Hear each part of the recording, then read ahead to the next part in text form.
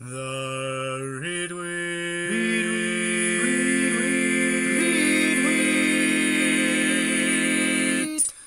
Podcast. Wow, what talent, David. It's like you split into four people on a barbershop quartet with yourself. How do you do it? Well, technology is magical. You know, that's probably as good of an excuse as any. I mean, let's be real, total bullshit. But I'll accept it for now. I'm sorry, total bull crap. There we go. Now I'll censor out the first one. God, I'm a potty mouth. All right. Welcome, fellow nerds, to another episode of the Writ Wit, the show about the pen, the paper, the text document, the page count, the red lines underneath misspelled words, and the most revolutionary invention in writing history, even more so than the printing press, the backspace button. We do not envy those who had to write on typewriters, do we, David? Not one bit, I assure you of that. I can't imagine. Like, I am so... I love being able to write stuff and just being like, I don't have to keep any of this. Backspace. It's great. It is true, because especially when you get really fast and you don't correct things. And back with a typewriter, they didn't have autocorrect. At least now there's a chance. A non-zero I can't imagine. chance. You have this thing, you spent like an hour typewriting it, and you're like, you showed it to someone, like, wait, that's not how you spelled it. I'm like, damn it! Why, God, why? And this was like fairly recently, too. Like, Relatively recently. Fairly recently. Oh, that's where you were going. Okay. Yeah, fairly and relatively. Anyway, so, my dad, he had to write his college papers that way. Yes. You have to go through like 17 drafts just to fix all your typos. And, like, the trash can would have a bunch of rolled up paper. Flowing over the top of it, yes. Yeah, anyways. But back to our usual programming, which is not complaining about the typewriter, which we never had to use. But Thank God. What things are the Writ Wit people ripping off from this month? Right, yes, this month, not this week. I can never get that clear, so thank you for doing it for me, David. You're welcome, Donald. Anyway. Alright, anyways. So, last week, I brought up Moana. Last week? Forgot 2 seconds ago. So last time, Last time, thank you, I just avoided it entirely. I watched Moana, and I said I would talk more about it in depth later. So this is that moment. I really liked it. I still really liked it. However, the points that I brought up, the end, the thing that bothered me way more than it should have, I brought it up to a bunch of other people, and they all said a few things. First off, I'm an idiot. Second off, that was the entire point. So, spoiler alert for Moana. At the very end, spoiler alert for like 30 seconds or so. all right. At the very end, she put a seashell on top of a bunch of rocks that would show that, and because their tradition was they put a rock on top of the mountain in order to keep the generational line going. So like you're now the highest part of this mountain, right? Now she at the end puts a seashell instead of a rock, and at first I was like, well, that doesn't make any sense. Now no one can put anything on top of it. Like I said, structural issues with the exact wording I said. But people brought up that was entirely the point, because at the end they all go sailing off the island and explore and become voyagers again. And so I was Which like, well, means that whoops. they can create new piles of rock in other places Right. if they want to become sedentary again. Right. So, and third off, I'm an idiot. So those are the three things they brought up. You already covered that in the first point, I think. But It anyway. was so relevant that they had to say it twice. I was going to guess my next guess. But anyway. Alright, so I also, for the hell of it, I watched Ferngully on Netflix. I saw it was on Netflix. I was like, I haven't seen this. It's been almost 20 years, probably. I was not expecting it to be good. I was expecting it to be like, oh, why did I like this? But it's actually surprisingly holds up really well. Like, one thing I liked about it was that a lot of people hate it. It's like, oh, environmentalism. And I'm like, I'm sorry you don't like the planet. Although I was about to say, that's not a bad thing to hate, necessarily. what? It's a bad thing. It's not a bad thing to hate environmentalism.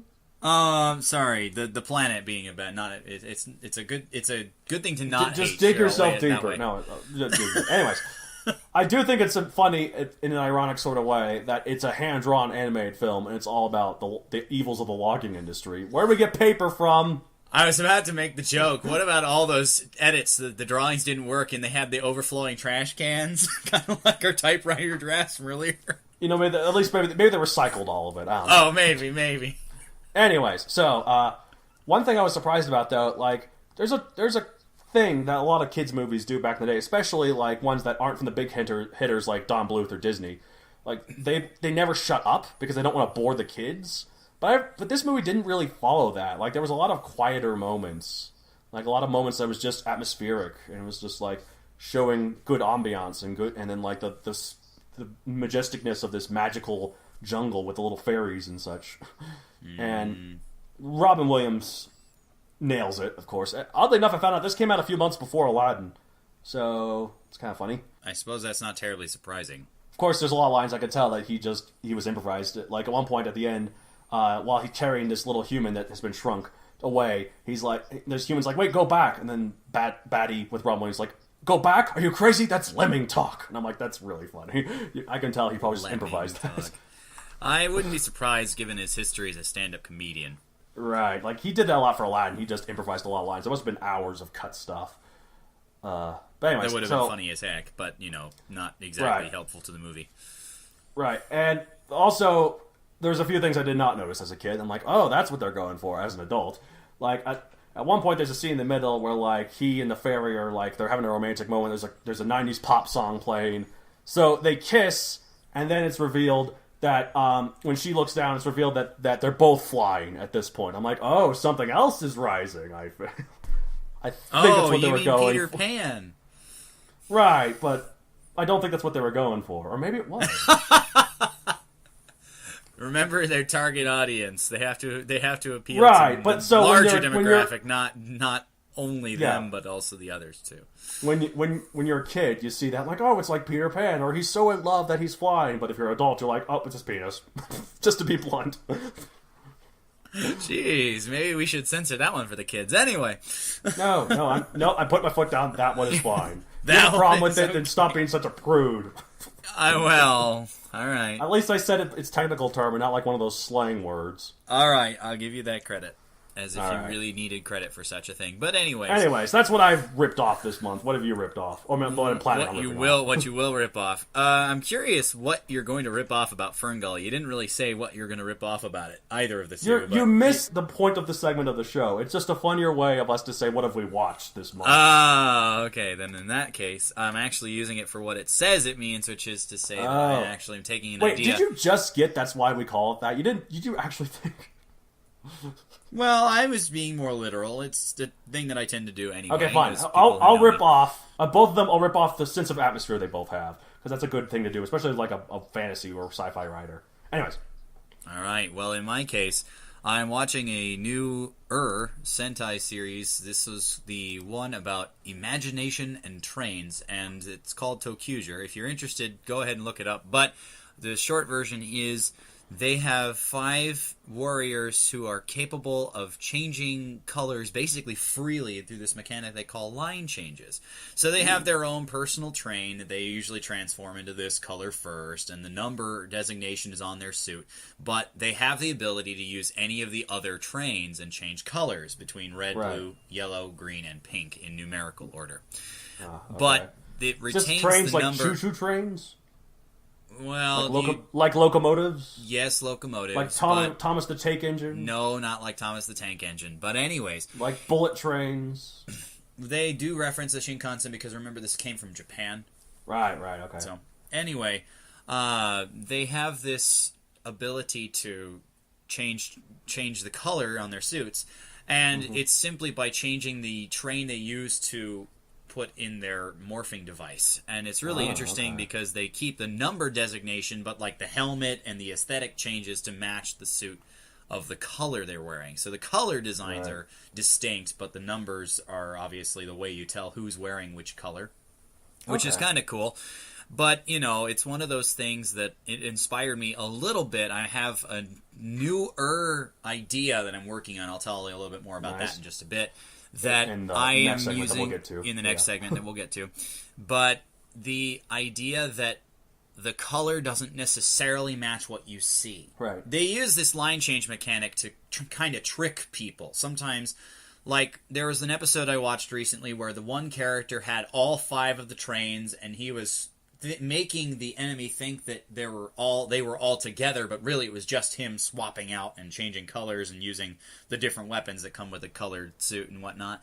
It was a really interesting moment. However, I'm turning it on its head a little bit. I'll give this much away about the upcoming thing, and I'll talk more about that as well, is that the villains have names based on colors, and some of them are obvious, others are not, but they aren't actually that color. Ruby. What? Yep, sorry, go on. I'm sorry. But they aren't actually that color. Ironically, you guessed 2 of the ones I actually have named. But anyway. All the Pokemon colors. Not all the Pokemon Sapphire. colors. Sapphire. No, Pearl. because there are too many Pokemon colors to use. But anyway, the idea is that even Sorry, go on. Even though you see in their name one color, they don't look that color. If you could make the association, it would not look correct. So, like, the one example just sounds confusing. Well, that's kind of the joke. Oh, okay. I'm using it for a bit of a gag, but also because, it's kind of funny and it's inspired by this idea of line changes. However, unlike ToQGer, where they can swap midstream, mid-battle, the villains obviously won't. It's simply the starting point that I used for, it doesn't matter if they actually match their name. So, like, the one that I did use Ruby, Sapphire, and Emerald, not because of the 3rd generation of Pokemon, but because of the gemstone thing. Ah, yes.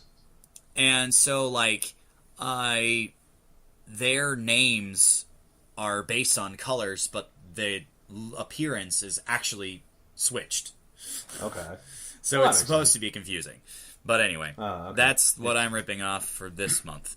Sounds good. You get on that. Well, I'll tell you more about it, but moving on to the next segment, which is what we at the Writ Wit have writ. Thank you for saying it, because I would have messed it up so easily. We've missed this for the last 2 episodes. I completely forgot. I apologize, y'all. Y'all, because my sincerest apologies.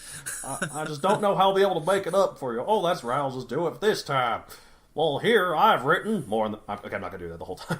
Please. I've written more on the Megazoic sequel, which I'm not going to reveal now, because the first book isn't out yet, although it's really, really close. Like, as of right now, it's being approved by Amazon, their little editor squad thing. It's more just make sure the formatting is all up to snuff. And any minute now, they should be like, oh, it's ready to go, or you need to fix this. And it's getting very close here. The book itself, the text, the pictures, the editing, the spell checks, it's all completely done. Well, I'm really glad to hear that, but I'm really sad that we couldn't use that as a segue into our main topic. However... Oh, okay, well, I'm sorry. No, I'll bring it back up once we get to it. Anyway, so I worked more on the sequel. I'm really I don't want to say much, but well, of course, going you good. Don't want to spoil anything. It's going good. Thumbs up for progress. Hey, progress is always nice. Anything else related to your stuff that you've been working on? Because obviously you have a couple of other stories that are pretty important. Right. Maybe not the one you're trying to get published right now. Unfortunately, not really as much right now, just because I'm trying to focus on that. I do have plans in the future. Sure. But I'll talk about that in future episodes. I want to throw out, this is talking about what we've writ, not what we're writing soon. Right, what we plan to writ. What we plan to writ? No, that doesn't work. But anyway. What we at the Writ Wit plan to writ. Hey, there you go. You managed to say that correctly, too. But I hear there's a website that this podcast, amongst other things, is accessible at. Have you managed to... Oh, right. That's right. I forgot. No, it's okay. I do. Yeah, I have a website. We'll mention it at the end of the podcast, too, but it's www.matthewdonaldcreator, all one word.com. I guess it is all one word. It's a URL. It's always all one word. My apologies. But it's my website. You can go to it. You can go say, hey. You can download us. You can download us. That's probably currently the only way you can download us. Once I get my book out there, and once I advertise this site more, like through like ads and such, I'm probably going to put this on iTunes. Is that okay with you? this is so sudden. I didn't think we were getting that serious. Well, I mean, what else are we gonna do with this? I mean, you know what? Maybe we should edit that part out. I don't know, but anyway, You don't know. Come on, don't. What are you, miserable little caterpillar? Don't you want to become a butterfly? don't you want to spread your wings and flap your way to glory? No. Yes, you do. Enough of that attitude. Okay, well, we'll talk about it after the podcast.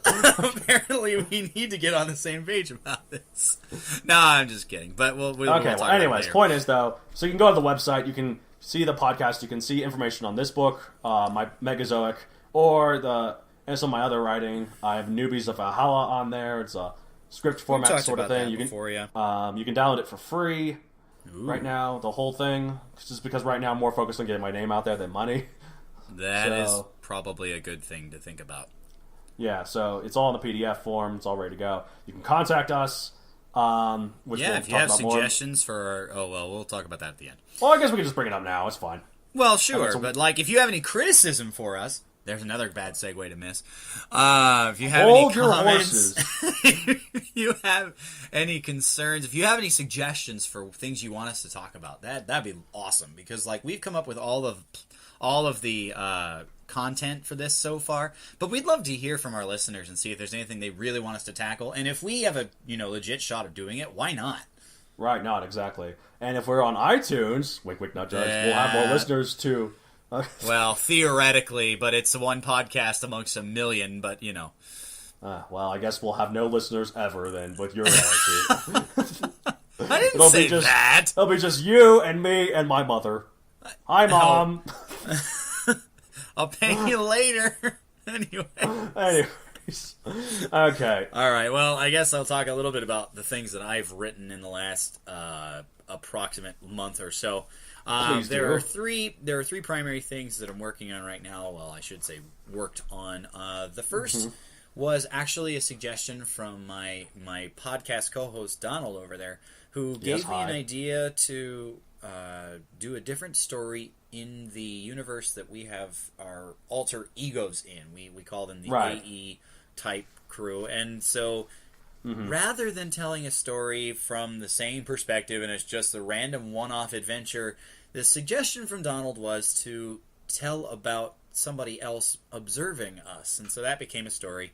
I kind of liked it. The main character's name was Cedrian. I wish I could tell you more, but I don't have the time. I will say that it was really interesting to write, and it was one of those things that it was a very refreshing way to focus on the characters from a different angle, which I've never really done with those characters before, so that was kind of fascinating. Well, happy to have helped.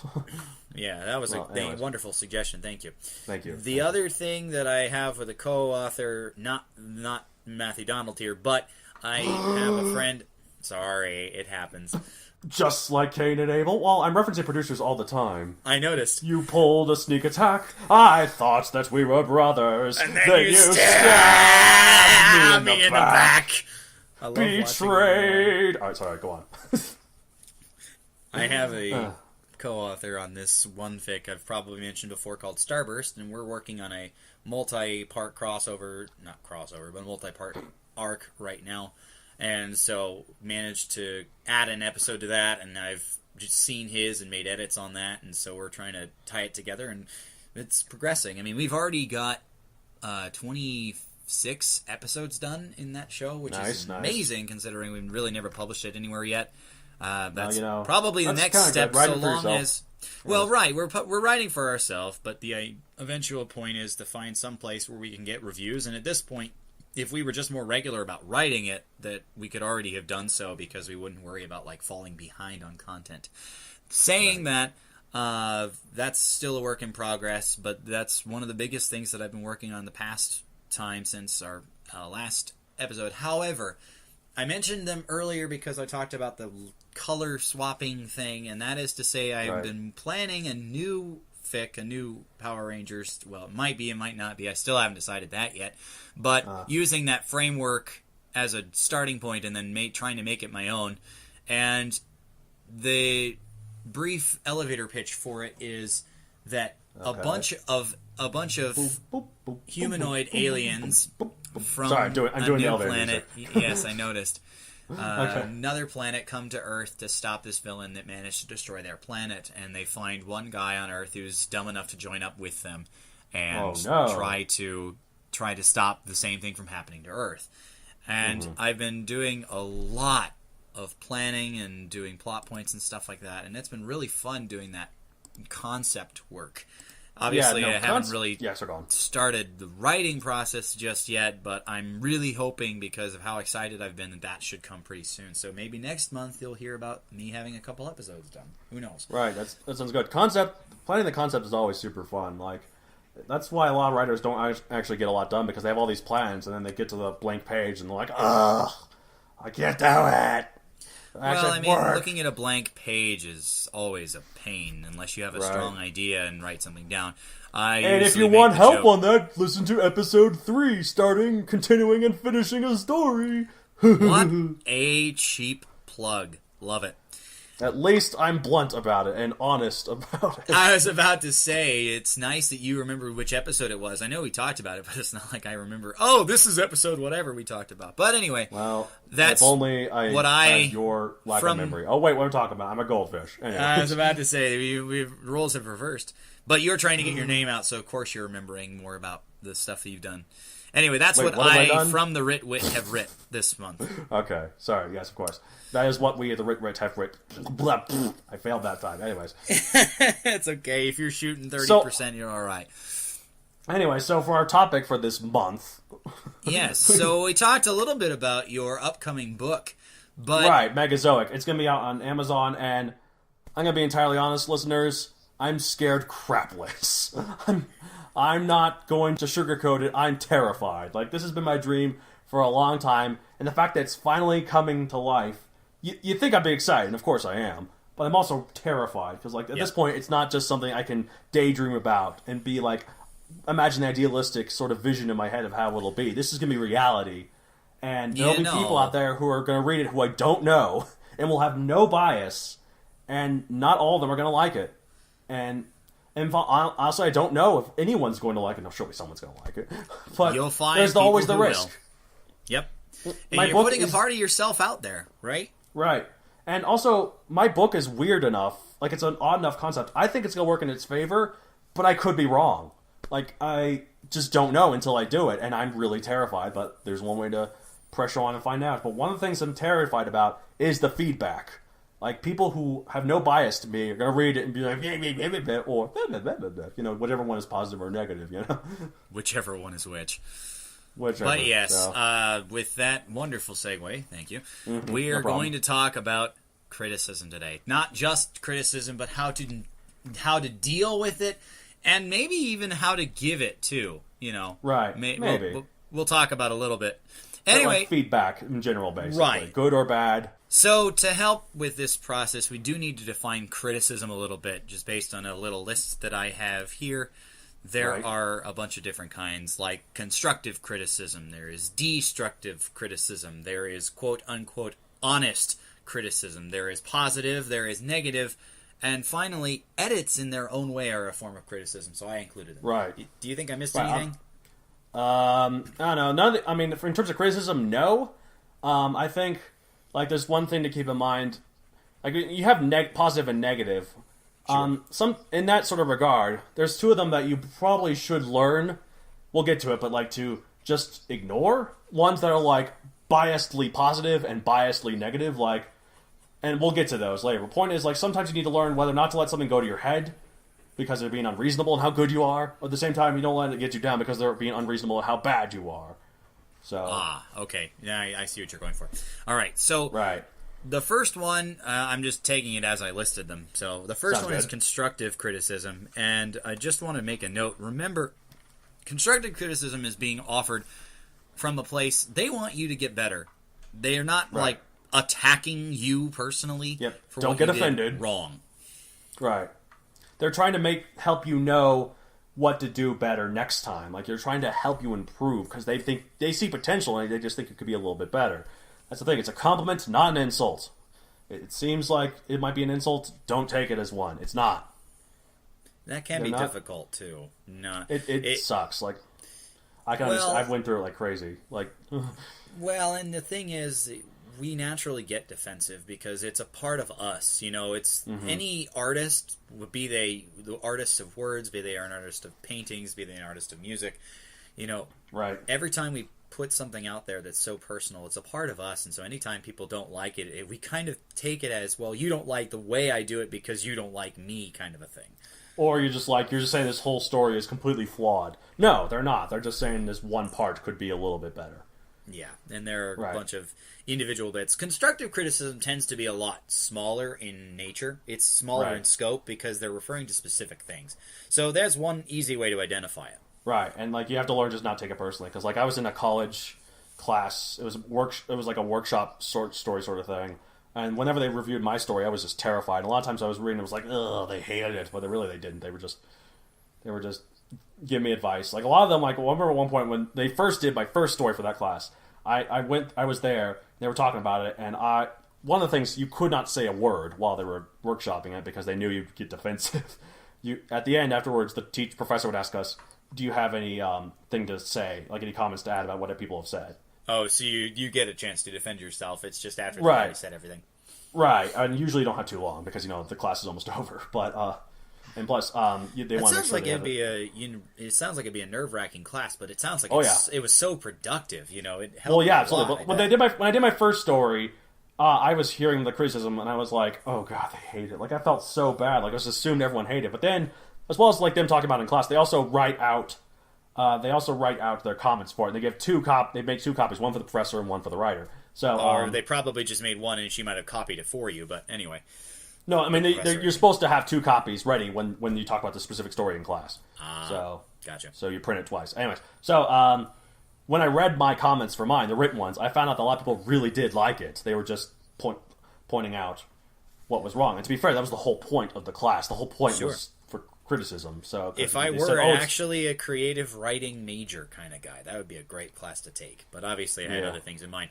But, that does, in that class especially, you have to be careful about towing the line between building them up to make them better, and bringing them down. And I use that to talk about destructive criticism. It's not advice. I have a story. It's just shredding your effort. Oh, you worked so hard on it. Pfft, I couldn't tell. Oh, it was such a big effort for you, right?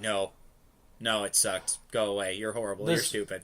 I mean, that's definitely more of a personal attack type of criticism. And this is more what I was talking about, like, you need to learn to just let this go. Clearly, they have a problem with you, not so much the story. Well, maybe they have a great problem. Maybe they do have a huge problem with your story, and by association, they take that to mean you. But the problem they probably have the story is something from their own preconceived notions. It's like if someone said to mine, I hate this because dinosaurs are poo-poo. And I'm like, well, I guess it wasn't for you then. I just can't help but imagine somebody who's our age talking like that and wonder, geez, when did you never grow up or something? When did you grow? Not only did you not grow up, but you somehow got a job in professional criticism. Well, that's the other thing that we need to point out while we're at it. A lot of the people who are going to give feedback are not professionals. You talked about the class that you were in, and there are people, excuse my grammar, in there who are trying to do the same thing you are. They want to put themselves out on a limb for the hope that somebody gives them advice how to get better. Right, absolutely. That's as close as you can get to professional without being professional. But you've all seen or heard about internet trolling and stuff. It's real, folks. It is such a problem. They find ways to attack you personally. You just gotta let it go. They have issues on their own, and they're just taking them out on you. But sort of like that. At one point in this class, college was stressful. I'll admit it. It was stressful. I was depressed quite a bit. I had no friends because I'm a loner and I'm a weirdo. Right now, I'm just at the point where I'm proud of it, and so therefore I'm automatically just getting friends because people see I'm more comfortable with myself. So, anyways, so at one point I was really stressed out about something else. I was reading this story in this class. It was very sad, very dark, very. It was probably fine. Like, it was probably written well. It was probably did its job. But I shredded it because I was just mad at myself for random things. I will never forget. I crushed this poor girl. I feel so bad about it now. If you're listening, I don't even remember your name, but maybe they'll be listening and they'll hear it and they'll be like, and then they'll hear, because they might remember me. They probably have a face of me that they throw darts at. You published that many pictures? I mean, they copied the one from my website, which you can find at MatthewDonaldCreator.com. Which you didn't have back then, might I add. No, they've been looking. They've been Googling, making sure. Anyway, trying to find the day. Or they have a voodoo doll of me. Anyways, yeah. It's not working, by the way. I'm still alive. But anyways. I was about to say, do you have random aches and pains that you can't explain? No. Anyway. Maybe. But anyways. Moving on. That might just be gas. But anyway. Anyway, so I'm so sorry, this college students, that I said your story is terrible, and the only thing to fix it would be to start over. Why did I say that? There's no way to fix it. It's too broken. Just start over. Those are my words. Oh boy, that is brutal. I would have had a problem. You're like my best friend. If I heard you say that, I would get pretty pissed. We probably wouldn't be friends anymore. And well, maybe it'd take a while, but we're too odd. We have to stick together. Anyways, so that's a great example of destructive criticism, but again, right. And again, an example of you need to learn how to not just how to take criticism, also to give it. Don't give it like that. Learn from my failure. Learn from your elders, children. Anyway, because we're better than you, so we had to. We were at one point we were as good as you, and we had to figure out ways to be better. Right. Through constructive criticism. Maybe. Yeah, sure. Anyway, we'll move on to the next one, and that is what I called honest criticism. I just want to point out that it's really difficult to offer advice if you don't properly understand the story or if you just don't care to know, right? Right. Like, you need to learn the difference between honest and biased. Just sometimes there are things that you need to say that, yeah, you're right, they're hard to offer, but, like, sometimes you have to give them. Like, so, there's a story I wrote back in the day called Wildlife of Tomorrow. I might do something more with it in the future. I don't know, but you heard it here first if I do. But anyway, so I wrote the first book, and I wrote the second book. And I was writing the second book, and I was planning it for it to be the end, and I won't really say why, but I don't want to get into the details. You were planning for it to be the end? I was planning it for it to be the end until the final chapter. Where I was like, you know what? I think I'm gonna write a little bit more. Then I wrote this super obvious sequel hook, and then David here read this. Yeah, and I ended the book, and I think it actually said to be continued in Wildlife of Tomorrow 3. And then David read this and said, like, Donald, stop. just use that famous backspace key that we love so much. And then rewrite that. And I'm like, fine. So, no Wild for Tomorrow 3, that's honest advice. Biased advice is no Wild for Tomorrow, period, because the idea is dumb, they would say. Yeah, that's fair. And again, bias kind of works both ways. It can be negative bias, it can be positive bias. Like you were mentioning in your class how because your own internal stuff was getting in the way of your criticism, it kind of created a negative bias hearing this story that was negative, right? Right, exactly, yeah. The story that was tearing everything down and the whole world was going asunder. Well, I don't know the contents of the story, but the idea that your experiences created a negative bias, and so that's where you responded from. Right, absolutely. And also, like, if someone in my class said like a particularly scathing review towards mine, I remembered their name, and I remembered when it was their turn. Did you actually do that?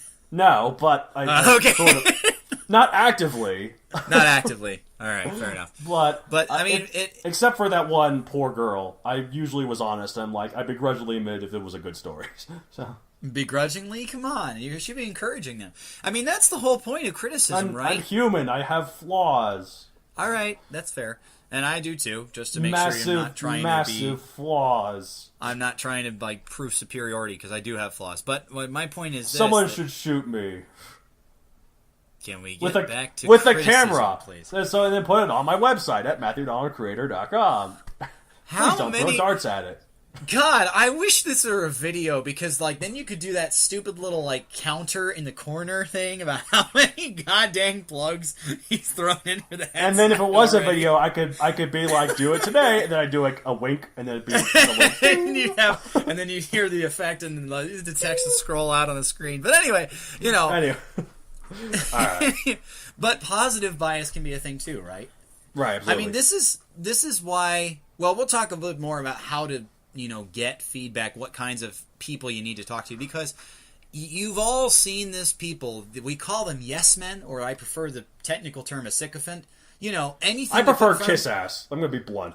All right, that's blunt. But anyway, it's one of those things that's like, oh, everything you do is fantastic. You don't need to fix anything. You're so wonderful, magical. It's great. Nice lisp. That really adds to the kiss assery of it. I think in my line of work we call it brown nosing, and I think I just went into a pile of anyway. It's just not helpful. Sure, it builds you up because it makes you feel better, and we need that encouragement, right? Right. But so how does it help you write? Right. You shouldn't always ignore those. If you need an ego boost, read over it, but just don't get too much of an ego boost from it. So, well, that's something else that some people are going to struggle with, because a lot of us put inordinate value in what other people think of us, and it's a natural thing to do. But here's the issue: is that those can't help you with writing. They may help you feel better about yourself, and it might make you write more, but it doesn't help your writing get better. Which obviously there is no substitute for actually practicing, right? Right. But criticism from other people can help you get better without as much practice. It's a quick way to get there if it's offered from a good place. If it's offered honestly.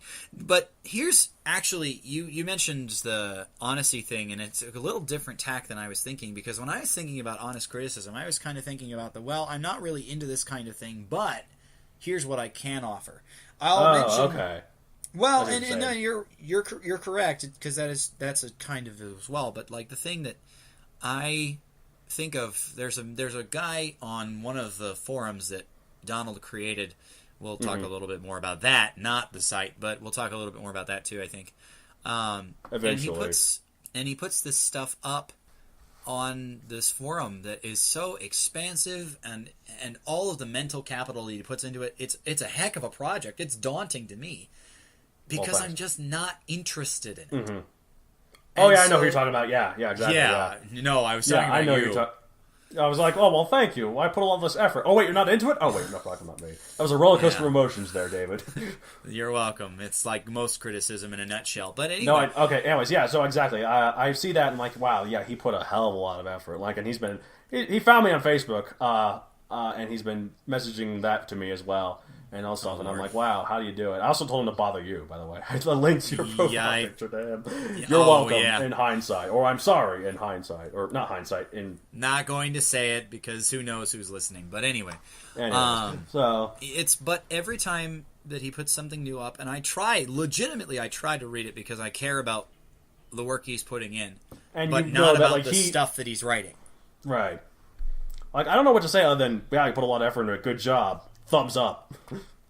Right, and so trying to find something to criticize when you don't really understand what he's trying to say. It's not my cup of tea, but I can't just tell him it's not my cup of tea and then offer nothing in advice, So I always try. As difficult as it is for me, it's not like I can't read it, I see. And so that kind of honest criticism, that kind of... So you meant hard to offer as in, like, you don't know what's going on. I thought you meant hard to offer as in, like, oh, should I really be this brutal about it? But I probably should. Okay. They need to know it. That's how I thought you were wording at there. But well, and it's another kind of it, too.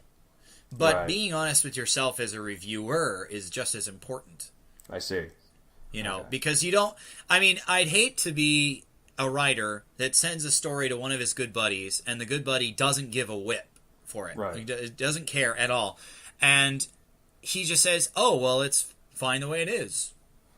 But did they really offer that from a place of where they knew what it was going on because they actually took the time to make it help you get better? Or are they just doing it to appease you because you asked them to help? Yeah. Well, It depends on how good of a friend they are, I guess. Well, Anyways. and I usually try to put a bunch of effort into it. Of course, the other complaint I have about his stuff is that because he puts so much, I never really fully catch up on it, and it's just like, oh, fine, I'll read all this. Oh, wait, he's added 10 more. Right, different and chapters, so it's like text walls are not always fun to read. I'm not expecting him to add pictures, although he does add pictures, but anyway, At this point, he knows we're talking about him, by the way. So yeah. So, in which case I say to you, hi, we still love you. We do care, and it's hopefully not something that makes you angry with us. It's just that, that stuff is fascinating to you. That's why you're writing it. But it's not as fascinating. And keep doing it. Please. Even if we're not the right reviewers for it, there is somebody who will. We're definitely not professional reviewers, are we? Not at all. And speaking of which... Well, can I do positive and negative real quick? Oh. Real quick? I'm sorry. I tried to force a segment too. I'm segment happy. I'm whatever. All right. No, it's segue fine. Happy. Sorry. Go on. Fine. I noticed. Anyway, positive. Real quick. Positive. It's not as helpful for your writing, but it's always a good thing to hear. Right. It kind of builds you up. We talked about doesn't this. give you. Well, we did, but short, that it's not as much about something to change in your story as much as it is, oh, good job, keep up the good work. Positive reviews. Yes. Good. Negative reviews, if you can sort the noise from the truth, like, oh, I don't need to listen to that stuff, but that thing I might take into consideration, it can be very valuable. However, dealing with it is really difficult. Absolutely. And if you look back on it later and you're like, oh, you know what, they had a point. You just need to learn to laugh at it. Like, you and I have a lot of stories that were older back in the day, and we look at and we make inside jokes about them. We won't mention them. Or will we? No, we won't. And we're like, oh my god, that was crap, careful, right? Careful. We're about to open a can of worms, but I was going to make a joke about Metro Maze because it was the two of us. Oh, if you're bringing up Metro Maze, yeah. No, but anyway. We wrote this story called Metro Maze. We liked it at the time, but by god. If you look at it now, I'm like... not me. That was him who did it. That's not about collaborative stories. Actually, no, we can't do it on that one because we actually wrote on each chapter who wrote which chapter. Did we? I don't remember. Yeah, that. I think we did. Okay. Well, the other thing, the thing that I do recall is that you did a lot of that story before I kind of forced my way into it. You invited yourself to my little Metro Maze party. Anyway, not important, but it's just something that was. If only we had a professional editor to look over it, huh? Yeah, well, or at least semi-professional. Is that? And with are we there? we finally get to the last one that was on my list, and that is edits themselves. And obviously, you want somebody who is, well, actually, it doesn't take much in the way of qualification, other than they have to be somewhat proficient at reading and thinking that, how can I make this better, kind of a thing. Right. But it's a professional glance, or maybe a semi-professional glance if you don't have the money, over your hard work. They catch most of the silly things, hopefully all of them, but most of the silly things, and some of the bigger things too, like continuity errors and stuff like that. Right. I was originally going to ask Donald about his own experience. You could probably talk about the experience, but the book that you had edited is not yet out. But it's I can talk about a little bit. Do you want to talk about? I talked about a little bit about this in the starting, continuing, and finishing episode 3. You go back, anyways. But don't be scared of an editor. They're not there to change the story. Like, they're there to change change little things about it. The publishers are more the ones that would worry about the plot. Don't worry about that with editors. Editors would be like, okay, this doesn't work, continuity errors here and this. I met up with my editor. I haven't seen her in person, but she went to the same college that I did. I will see her in person because I'm going to that college to have an event promoting this book. The English department's going to help me sort it out. Why are you going back to your college to have them promote the book, Matthew Donald? Where am I? Well, I mean, you were the one who was so proud of, like, how the author, the illustrator, and the editor. That's exactly what I was going to say. Like, we're all there, right? So I'm going to meet her there. But anyways, she's really nice. I've talked to her over the phone about other things. But she's also very professional about it. She lets me know when this doesn't work or what I could do better about this. And I signed a contract and stuff and paid her bit by so and official.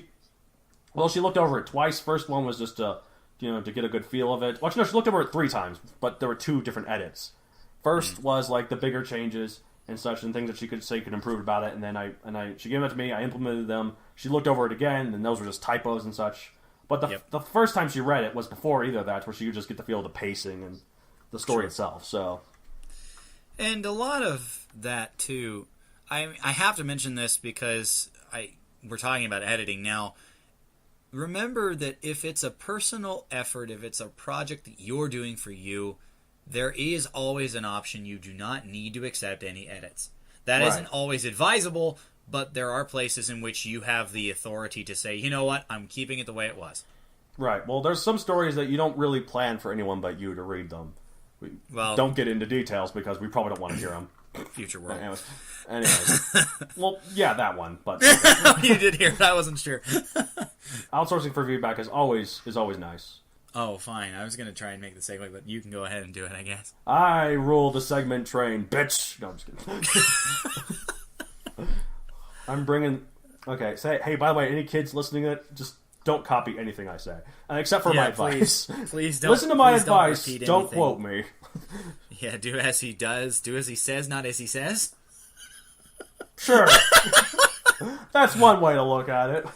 Anyway. Outsourcing for feedback. Obviously, you want to have some other eyes look over your work. Your two eyes may work just fine. Hopefully, two. But hey, no offense to any Cyclopses that listen to our show. Or glasses wearers that we normally call four eyes. But anyway, I'm one of them. You guys can't see it, listeners, but I'm raising my glasses and lowering them, like in a sexy sort of way. Anyways, go on. If we had video. But anyway, because even though your eyes work fine, you're used to the story, and so some parts of it, the minute details of it, tend to escape you. Mm-hmm. You're not looking as closely as somebody else will who's reading it, especially if they're reading for the first time. Right. They will see things in a different way. Yes, they will. They have different ideas, they have different experiences to bring, and all of them, to some degree, are valuable. As I said, some degree, some are less than others. And don't be too afraid to listen to them, because, like they could offer, like you know what happens in your story. You know all this stuff. They could notice things that you didn't even notice, or at the same time, they could... Something that you might think is incredibly obvious, they won't even catch. If you have a plot twist in your work and you're afraid it's too obvious because of this, and this, of course it's obvious to you. You wrote it. Yep. So don't worry. But at the same time, that's a good gauge for you too. If they don't realize that it's happening until the plot twist happens, like, oh man, that's great, then you're like, you did your job. So exactly. And those things, you have to play them by ear too. Mm-hmm. But my advice, and this is based on years of, I'm not as serious of a writer as Donald over there, but I have. We can't all be as serious of a writer as Donald here. Yeah, but start with your closest friends. I kind of view friendship like a concentric set of rings. The ones the closest to you, the ones who you trust, and you expect that. Are you calling me a planet, Mister? Well, I guess we're calling all of us a planet. Anyways, we're all a Saturn. That's the idea, I guess. But anyway, the point being that you want these people to give you their honest opinion, because you can take it from them. They're the ones you're closest to. So if they're going to rip it, those are the people you want ripping it. If they're going to encourage you and give you something to make it better, you can take it from them a lot easier than you can take it from a stranger. Right. Your model of friendship may look different than mine. I don't mind, but I want to point out not that all you of us should can have start a sexy glasses-wearing best friend, huh? But you should start with your closest friends first. Right. I'm not sexy, by the way, just in case people were concerned. Because we don't have video, we can't prove anything or disprove. I mean, okay, imagine me however you want. Oh wait, no, you can't, because of my picture on MatthewDonaldCreator.com, which, by the way, please visit. Tink. Okay, imagine David here. Well, some people hear you and think that we say Matt Damon. So really. So I'm like, yeah. Say that? So you're Matt Damon. Imagine that Matt David here is Matt Damon. So. Oh my god, that's hilarious. I mean, please tell me about that afterwards, because anyway, not now. They don't really think you're Matt Damon. Don't get full of yourself. No, I'm not. But I'm just amazed that was the connection. But anyway, here's a question for you prospective writers out there: are there online places devoted to creativity that you could use as a forum for your work? Right. Do you Fanfiction, trust? there's a reason why fanfiction.net has a comment section. Do you trust people there enough to let go of your story and receive their feedback? Right. I used to post my story in a lot of different places, but then I was like, you know what? I'm cluttering other forums. I'm going to put it all in one place. And so I made the forum where we had the guy that has the long stories that we still love. So We still love the guy, but maybe not love the story. Well, right. To be fair, Hey. it's not like it's really a story. It's more of like an alternate history kind of a thing. But yes, exactly. Anyways, so I did that, and then it's been really helpful. Like, and even though they're generally very encouraging, sometimes when I do something and they don't like it, I listen to them, and sometimes they do not like it. Sometimes they look at it and like, wow, what are you thinking? I have fair. anyways. So yep, but you got to figure out how much you want to show other people. Like, I post my entire stories a lot of the time. However, including the one I'm about to publish, but once I do, I'm going to get rid of all of that. And and I don't recommend this for a lot of people because I trust these people. I trust they're not going to copy it. Like, if it's on a big forum, you probably should just post snippets. But if it's like a smaller forum, you just have one or two, or like, I guess 6 or so people, or more, but usually less than like 50, and you trust all of them, and you can probably get away posting the whole story as long as you don't post any of the sequels, because at that point, other people might care about what will happen in them, and you don't trust that. You never know that one of them could accidentally get the word out of what will happen in the sequel. So only do the first book, and once it's out, get rid of it, just so in case someone Googles it and they find that and like, oh, I can read it for free. To throw it out there, if you have a personal forum for this stuff, there are probably some things in the forum programming that you can make it like visible or invisible to guests people that aren't a member. Right, like who aren't members. Yeah. Anyways. But yeah, obviously you can show them snippets, you could show them just the climax and get their attention, you could give them only the best chapters, you could give them the worst chapters and farm for suggestions. I mean, you have to figure out how much you want to show, but before you send it, before you post it, have it as polished as you can. Right. Absolutely. I mean, your idea of polish will be fine, but they're still going to give comments because that's what the purpose of it is that's why you're sending it out.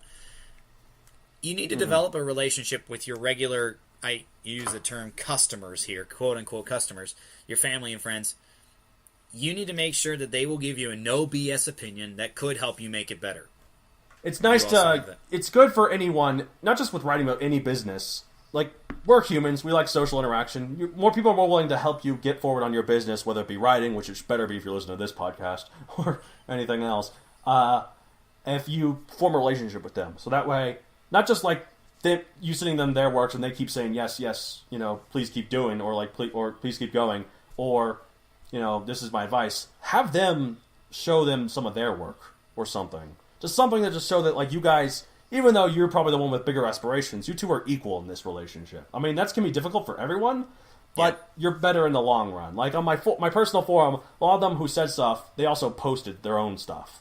So, the aforementioned gentleman. Mm-hmm. As well as some other people. Yep. I put stuff on there too, but right. Nobody ever bothers to review my stuff, but I review your stuff. It's great. Occasionally. Thumbs up. Yeah, thanks. Anyway. I need to have another new criticism other than thumbs up. But, like, it's one of those things that as you get more popular, you're going to have more people approach you that you probably don't know. Right? Right. And whether it's them being inspired by you, whether it's them running an idea past you, if you have the time, why wouldn't you respond to them? Right. Like, there's really no reason for you to. I mean, I get people like, do I have to? Yes, you do, because that's the best way for you to get people to care about your work. Honestly. Because you should care about people, not just their stories. Right. And also, most people are selfish. Let's keep that in mind. They won't really want to care about you if you don't care about them. So, absolutely. I mean, not to be too much of a cynic about it, but... Well, we are anyway, but I want to throw out that obviously trolls exist. You need to be prepared for some blowback by people who aren't as articulate. Right. But you can't let it alter your self-worth. You can't let it shake you up so much that you give up the ghost. I'm going to stop writing because I got horrible reviews. I'm not going to finish the story. Yeah, I've seen people do it. I have seen people give up a perfectly good story idea. Okay, maybe it wasn't original, but a perfectly good story idea because people were not reviewing it positively. Oh, I'm not going to continue if I don't get like 300 views on this in the next 3 days. Right. Ultimately, it's about what you think. Although I guess if you are, that's to say, like if it's professional, don't ignore criticism. But if it's personal, yeah, bro. I mean, if it's personal and like the criticism is really harsh, you have every right to ignore it. It's not. I was about to say, here's my rule of thumb: if it's about you, it doesn't help your writing, you can ignore it. Right. That's probably a good idea. You need to get to a point where you shouldn't need feedback. Like I used to be really reliant. I'm a little better. Why do you need so much of feedback, Donald? I'm a desperate man who always needs it. I need someone to look at me and say, "Hey, good job." Like I just need that so badly. Perhaps it's contradictory in concept, but here's something else for you to chew on. You shouldn't need feedback if you're confident enough in your story just to continue it. Your impetus for writing could not be further away from pleasing all your fans, because it's about the ideas you want to put down. It's about the ideas you want to put down, not about them.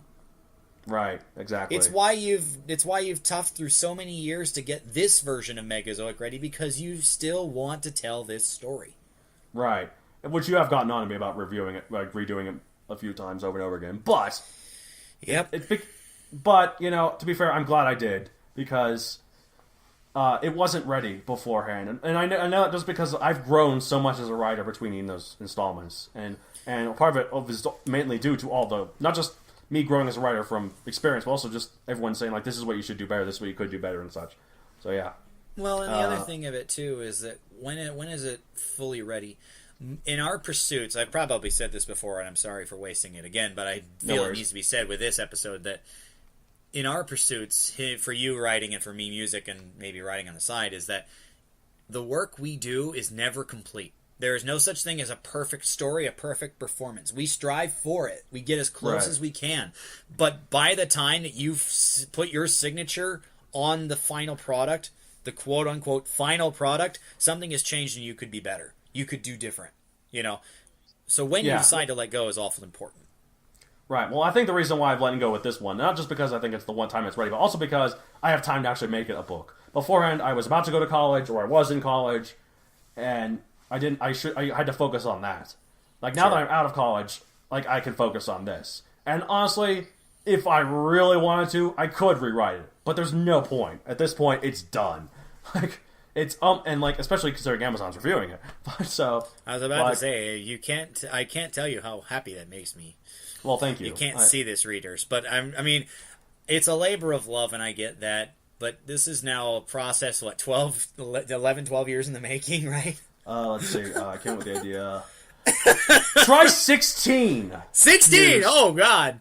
This story can drive if it was a person. This story idea in my head could legally drive. And maybe you understand, listeners, why I was getting on his case so much about continuing to go back to it. But in fairness, it has gotten better each time, exponentially better each time, because of all the practice he gets writing, which is the whole process, right? Right, exactly. There comes a time when you have to let go of one story so you can get to another and keep your writing growing. Correct? Correct. And if it gets serious, right, your one story...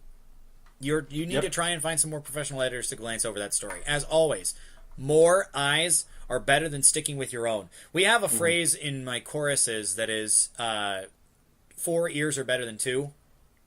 Oh, well, it makes sense in terms of writing. 4 eyes are better than 2. As I know, I have glasses. I wasn't going to make the glasses comment, but I will say this, that if you are in... sorry, I'm going to change metaphors just a bit and say, if you're in front of a group, an ensemble... and you're trying to guide them, there are some things that you will hear. There are some things that you will not. Because of where you are, because of the position of other people. And so you won't hear everything. That's what other ears are for. Similarly, other eyes are for the purpose of catching things you might miss. Right. Just remember, in the end of all this, you decide what to use or leave out, particularly their edits. Because you can't possibly please everyone in your audience. Yeah, like, don't run the risk of trying so hard to appeal to everyone that you appeal to no one. Like, there's a few kids' movies that try and do that. They're just like, oh, look, here's references to the olden movies. Oh, here's references to the newish movies. Here's a modern reference. Here's an old reference. Here's a love story. Here's an action scene. Here's blah, blah, blah. Like, find a focus.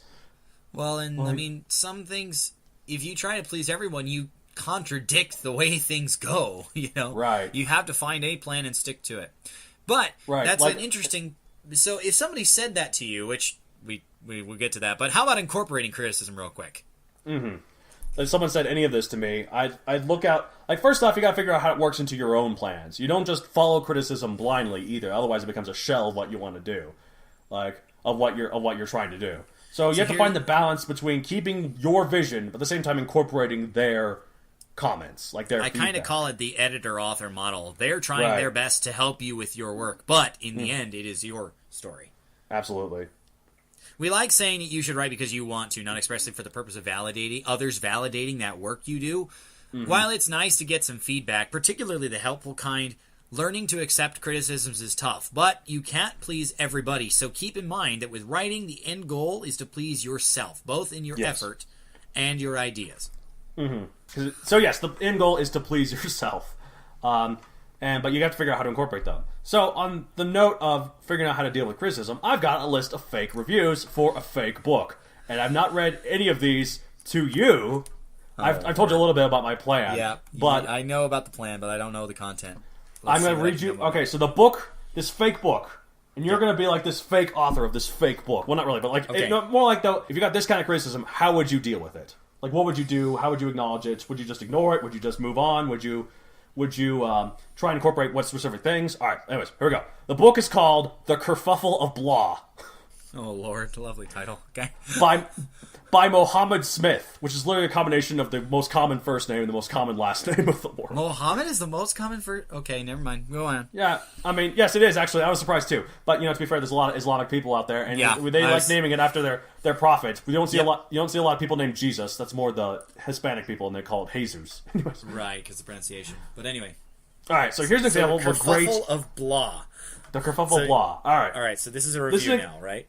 This is a review, and this one is like, I'm going to go descending scale of what they think of the book. Oh, so Lord. This is a positive review, way too positive, okay? All right.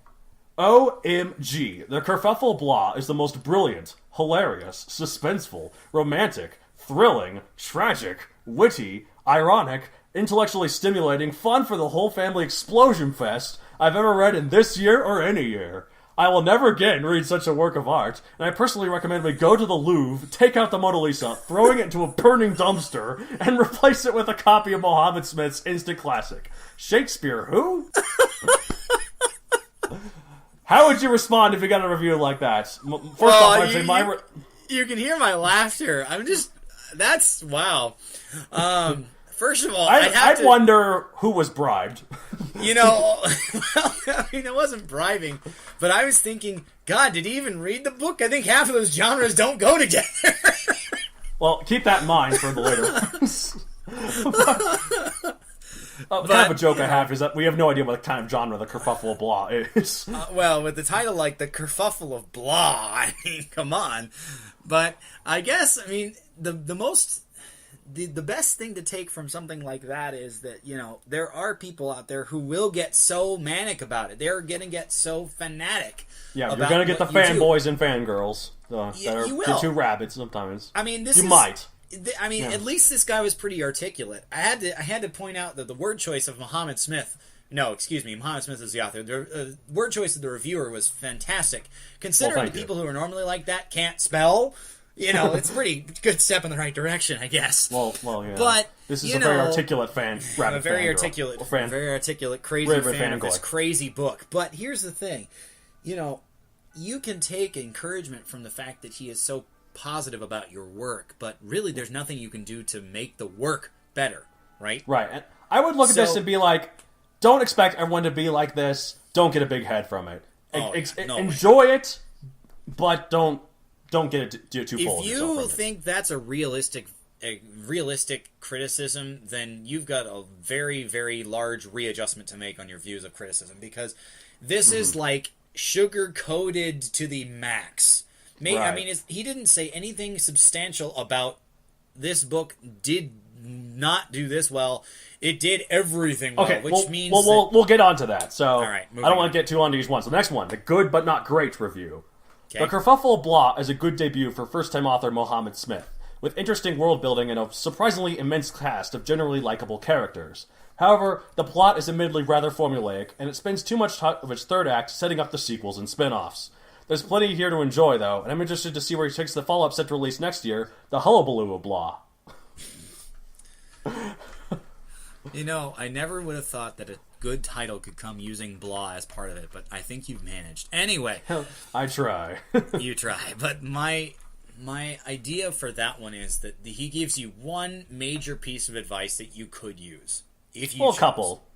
Well, okay, Well, there's two. The one that comes the to my formulaic mind, one, and then the other one about the sequel. Well, okay, but here's the thing, and we've talked about how most writing is just combining old ideas together in a different way. Well, that's why we say this is why we're going to rip this off, because we're just everything is a rip off of something else. That's the joke. So if it's formulaic, I mean, some of that you might be able to change, but realistically, if it means that you're altering the major part of the story, which this is already published theoretically.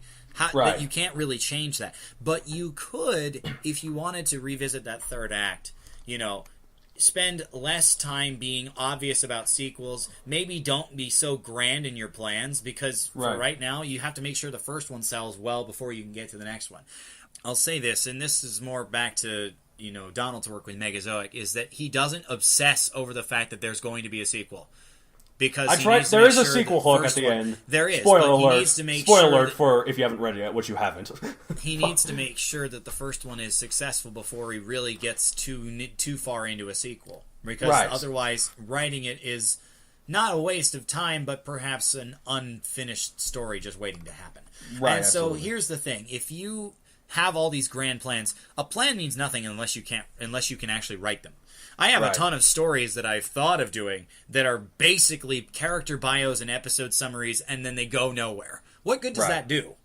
So why set up a sequel hook as if they're all connected when you're not even writing them? Right.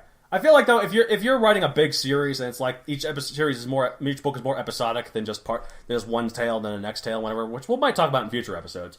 But the point is, like, you can probably end it slightly open-ended, as long as you're aware, as long as that's the intent. But it seems like with this one, the way this review is to it, it seems like it seemed like could be a good first installment, but then at the end he's like, I'm not really focusing on this one much anymore. I'm going to set up all the sequels of the spin-offs of the Blah universe.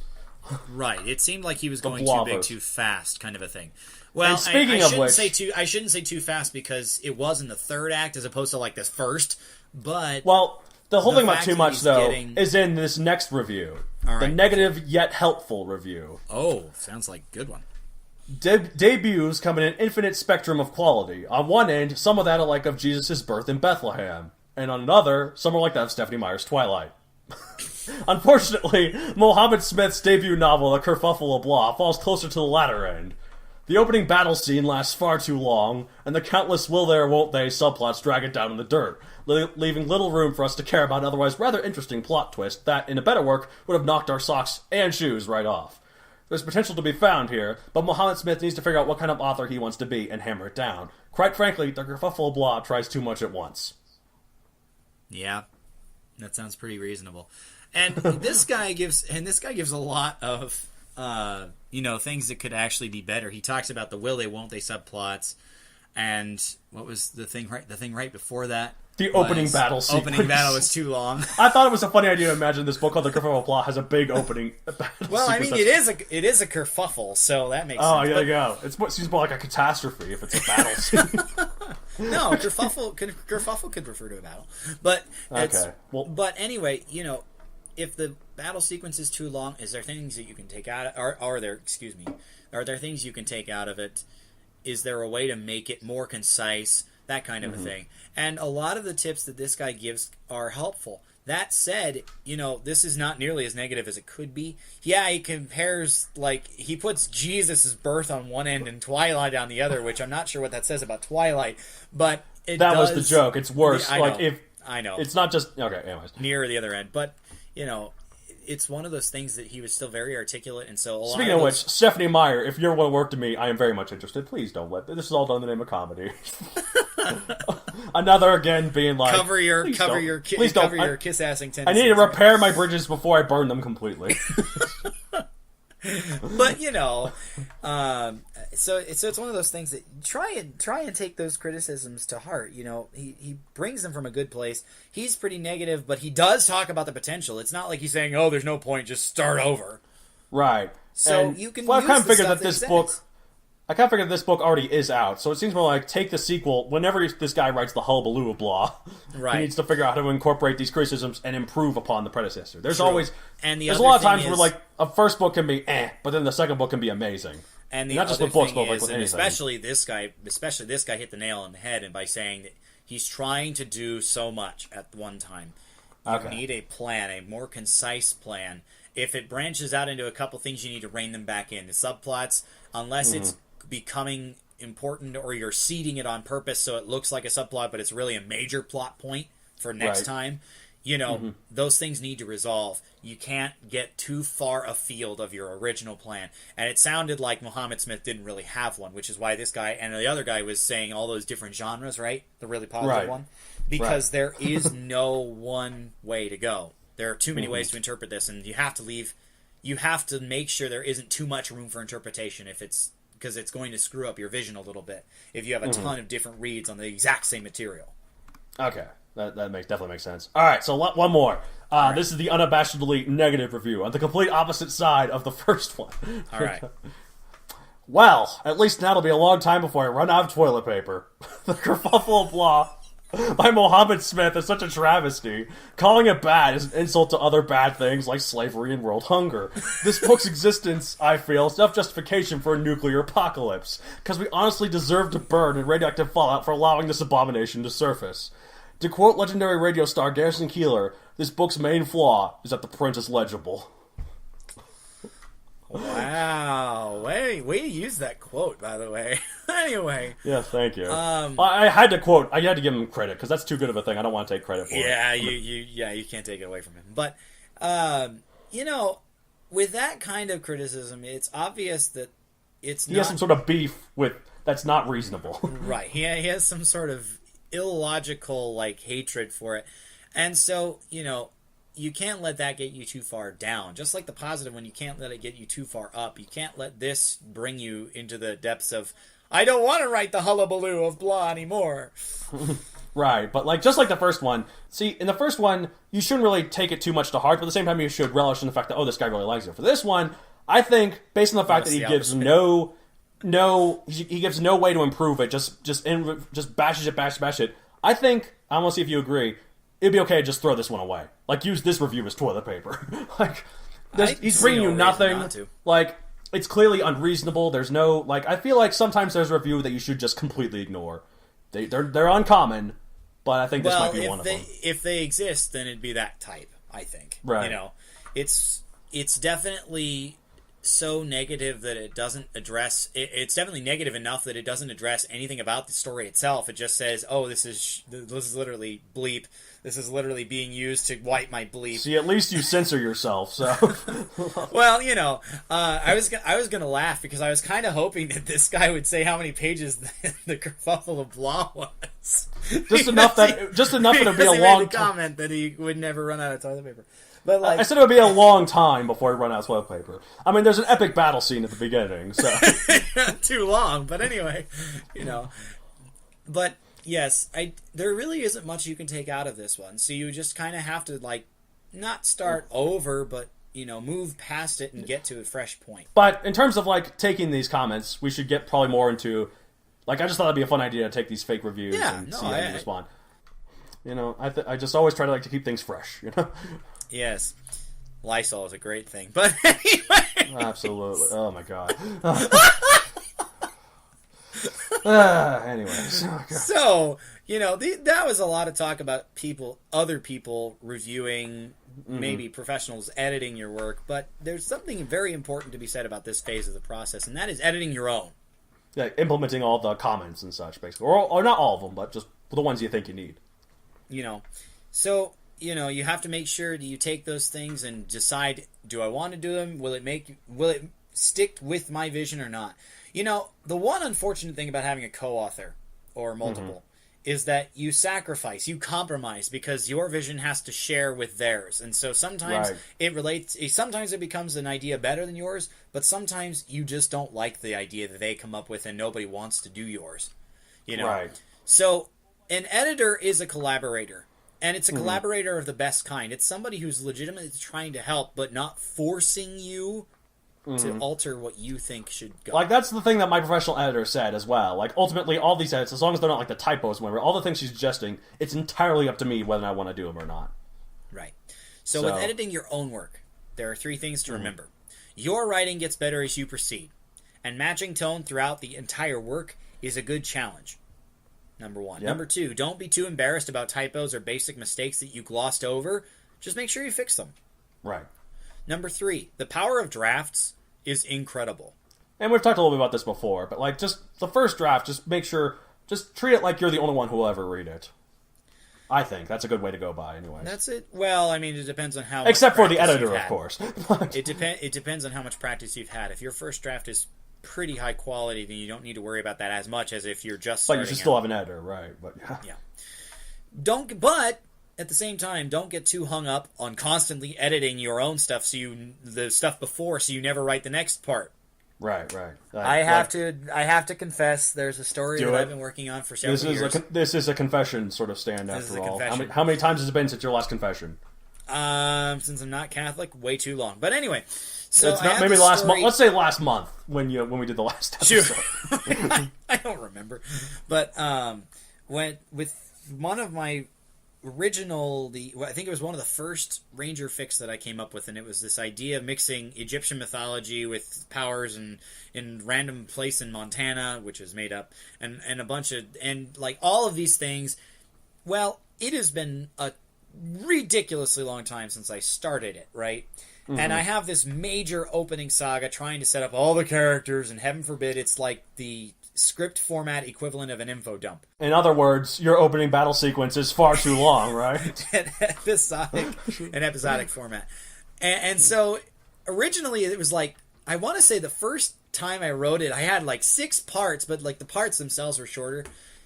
Even though normally I tend to go long on any chapter, which I'm bad at that too.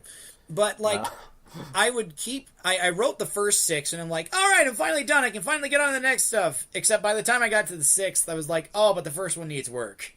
Isn't that always how it is? And so I got to I got through the next part and started writing the continual stuff. But I stopped writing the continual stuff because I'm like, well, I really need to rewrite the first part of it, make it shorter, so it matches the tone of this. Yeah, this is a trap that a lot of writers fall into. I think I'm a terrible English major. There's this one famous author with a famous book that I don't remember, but they wrote the first chapter like, I think it was like 30 times, and this was back in the world of typewriters, by the way. So. Oh God, talk about an overfull trash basket. But anyway, and apparently, according to someone that I also don't remember, who's read this book that I don't remember, the first chapter isn't even that good. 31 times later. Which I guess could be a valuable lesson to this. Don't get too hung up on it, because it probably doesn't even need it. You probably get so worried about it that you inadvertently make it worse. Well, I don't know about inadvertently making it worse, but it's not like it guarantees to make it better. Just focus on getting through the next part of the story, you know? Right. I mean, matching tone across the whole work is difficult, because you do grow as you go along. The characters change. Well, the characters should change. Your writing should change for the better, but your characters should change anyway, especially in episodic format. And so it's one of those things that I never got to the next part. Like, I am still stuck on episode, I think, 12 of Ferngully, and 5 of that is the opening sequence. And it's been like 7 years or something. And it's been about 10 years since you've started it, right? Well, I don't remember when I started it exactly, but it's been a long time. So, I mean, that's exactly the point here. It has a lot of promise if I could ever get out of my own butt and move on. As we said, just you gotta let go of your crap filter. Well, I don't know about the crap filter, but you have to stop trying to edit it before you keep writing. That's something I mentioned when we talked about Nano. I think we did that in episode 3 as well. We reference episode 3 a lot. These are companion episodes, these two. Apparently. This is episode 6, so whenever we write episode 9, when we get to episode 9, we'll have to talk a lot about this one, right? I guess so. But it's one of those things like, if you have your editor on the whole time, you'll just pause most of your progress. It's not to say you won't go on unless you really care about it, but, you get in your own way. Just go. Deal with the edits later. Right. Maybe that's not worth editing. I think that's what I found out about Feronstorm. If I hadn't rewritten those 6 episodes down into all 5 of the new ones, maybe I wouldn't be stuck on episode 12. Maybe I'd already be through episode 30 because I'd be maybe you would be finished with it. Maybe. No, you never I doubt it. With it. I doubt it. I don't know if I'll ever finish it, but you can't make it so that when you die, your last thing you ever do is write the end. People of Feronstorm lived happily ever. Happily ever what? Happily ever what, David? What? Oh, we'll never know. We'll never know. But no one has. And then you'll hire. The beauty of the. And then they'll hire somebody in my will. It'll be like, oh, write that one. It better be me, me, please. And then I'll do it, and they'll be, oh, okay. Hey, I'm younger than you. There's a chance you're dead. Okay, well, here's the go. All right, so if it is me, I can write, all right, they all live happily ever after. Done. Okay. Yeah, done. Easiest. I finished it. Easiest cleanup I've ever done. But anyway, man. But those 6 episodes, the opening segment, that was a draft. Mm-hmm. Yes, I shouldn't have made it into one draft, but the beauty of drafts, no one has to see the first one if you don't want them to. What, like I said, so, yeah. I mean, you're capable of hitting the reset button on any draft you choose until it's finalized and bound. Maybe literally, maybe others metaphorically.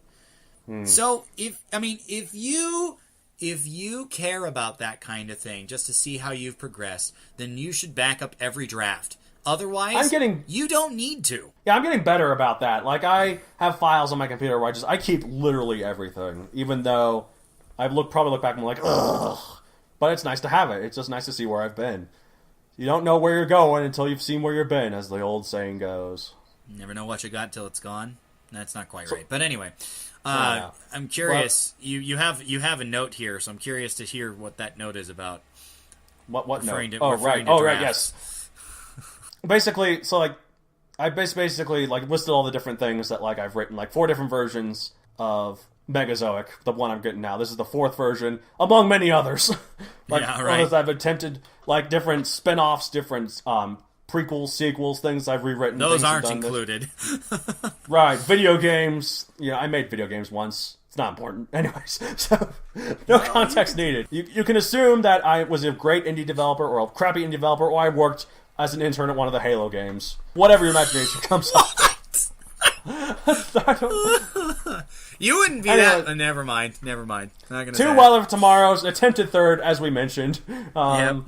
And also a lot of different older versions of that, potential rewrites of that I never finished. My God. My library is a mess. The Wildlife of Tomorrow musical? All right. See that, my forum when I said that there's sometimes the people that didn't just kiss my ass. That was one of those times. They were like, "What are you doing, Max? What is this?" Except for you. You were like, "Yeah, I was thrilled." Musical. Come on. I'm biased, but anyway. When I said I wasn't doing it, you're like, "No, you let us all down, Max." Yeah, yep. Because I can talk like I'm the royal we. You bet. Anyway. So that's our spiel about editing and getting criticisms and whatnot. If you have any questions, I'm curious, Matt, because you mentioned your website how many times. If they want to ask us questions about individual advice, criticism type things, but if they want us to review their work or whatever, is there a way for them to get in touch with us? Right, so you should go to my website, MatthewDonaldCreator.com, and then you click on the contact page, or use your own email system and email MattD, so MATTD, for both of us, of course. Right. Originally it was just for me, but I guess it can apply to both of us now. Yeah, hey, weird. All right, weird. At MatthewDonaldCreator.com. Now that one's obviously for me, of course.